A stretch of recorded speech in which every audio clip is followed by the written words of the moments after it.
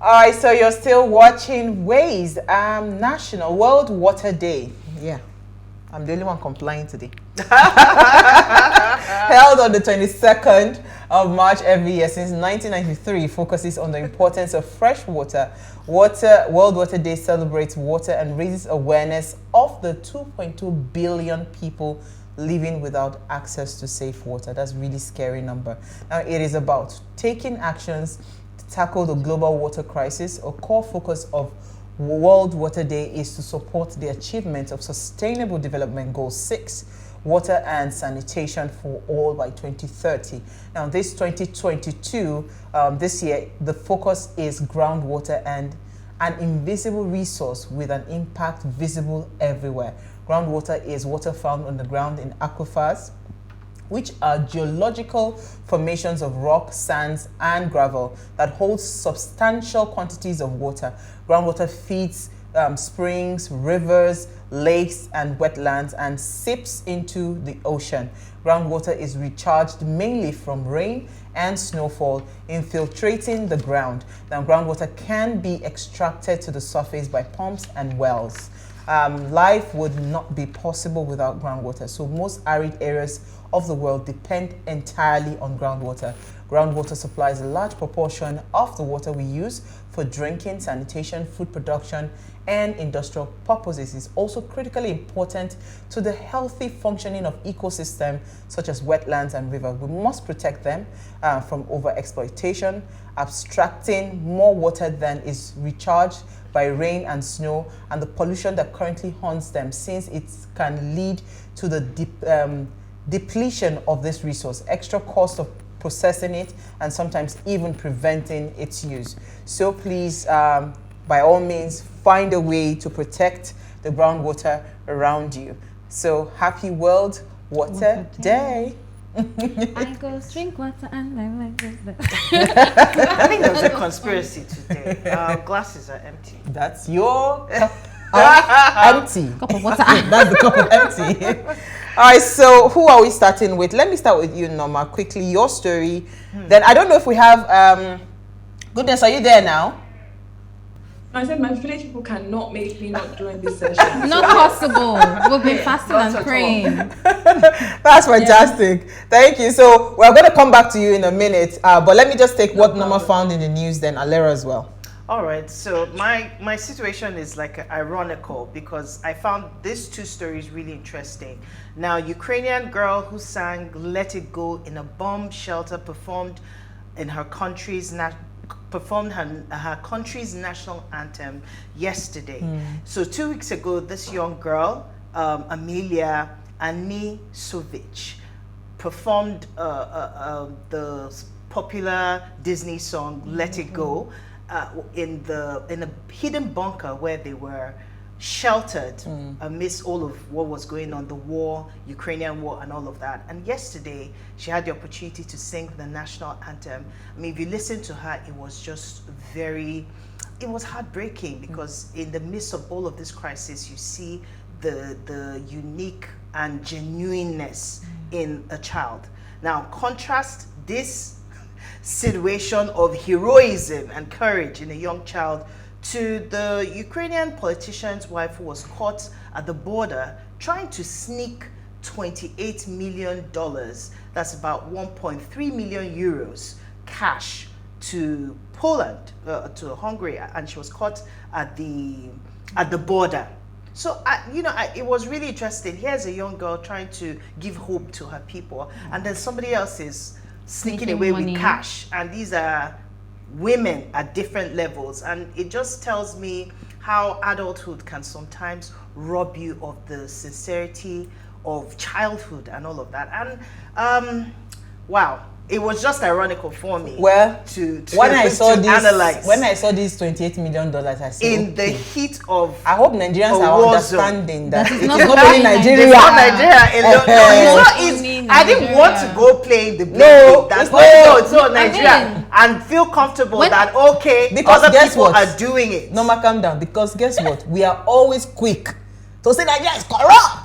Corruption is everywhere. Corruption is everywhere. But let me tell you the difference. Some people have laws that if they catch you, you understand, you're gone for life. That's why it is. That's what is stopping them from stealing. If But not, they will everybody still will attend. But I understand where Norma They is coming still from, will because attend. this is a time of survivor. Everybody's thinking So of how. who is telling you that she's not planning So to our survive? survivor is first. Yeah, she's trying gather to the money. When people are to just, protect let me just be alive. and save her future. Wow, which She future? had, I mean, it's interesting, boxes of dollars. Hilarious story. Oh wow! So my story today is so Microsoft finally opened its first African Development Center in Nigeria to facilitate creation of solutions for global impact. I mean, when I saw this story, I was really excited because I mean, a lot of multinational companies don't start in Nigeria. They probably start in other African countries, but I'm happy that Microsoft has chosen to start in Nigeria. So Microsoft launched its first African Development Center in Lagos, Nigeria, 2.5 years after announcing it. The project cost the tech giant about $100 million to put together, according to the information gathered by Business Insider Africa. Located at the King's Towers in Ikoyi, Lagos, the African Development Center will house Microsoft teams working on project engineering, ecosystem development, innovation, and the Microsoft Garage. In the meantime, Nigeria Microsoft Office Development Center is expected to be launched in Kenya soon. I mean, this is great news, which means that we have Nigerians that can actually get opportunities in this field, which is really exciting for me. So Awesome. I'm just really excited about this. Yeah, All it's right. great news. Okay, so That's my former company. So yeah. Yay. I was just going to say that, goodness, you want to chip in something there since you recently just left Microsoft. Yeah, I mean, super excited. I was still there at the launch of ADC when they started newly. ADC's been here for a while. They've already started doing work, so I think this is just like an official launch of the building.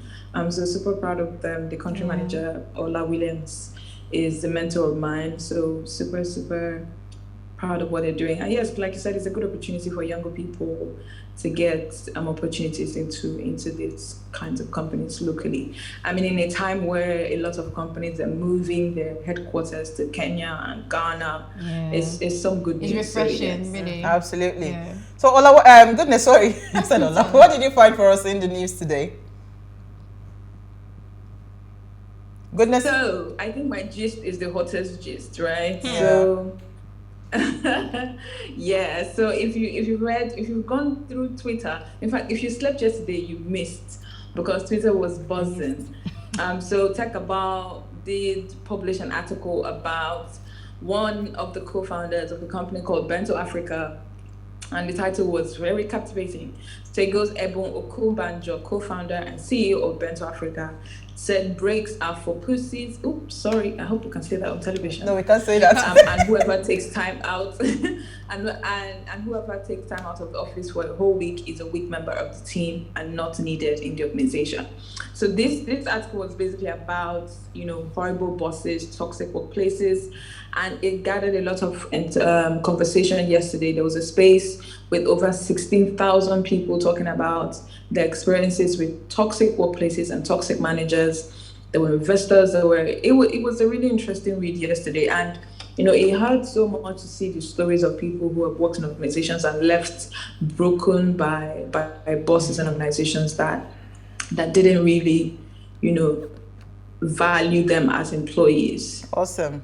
So that's the topic of the day. So I'm excited. That's why you are here with us today. Right. All right. So I found a very, very interesting. Congratulations, first of all, to Nigeria. Finally, all the people that are traveling outside of the country, you have some level of decency with your airport. So there was, of course, everybody knows that President Muhammadu Buhari was in Lagos today. He had visited, the fertilizer plant. I think it's the biggest in the world, I hear. Yeah. Then the refinery is the biggest in West Africa, if I believe. So he also commissioned the airport. So I'm just focusing on the airport, the Lagos Terminal Airport. So according to the reports, there will be 5 airports that will be built. Standard world-class airport like this is going to be one in Kano, Enugu, Abuja, Port Harcourt, and Lagos. So this is the Lagos Terminal. Beautiful, Yes, it looks beautiful, really gorgeous.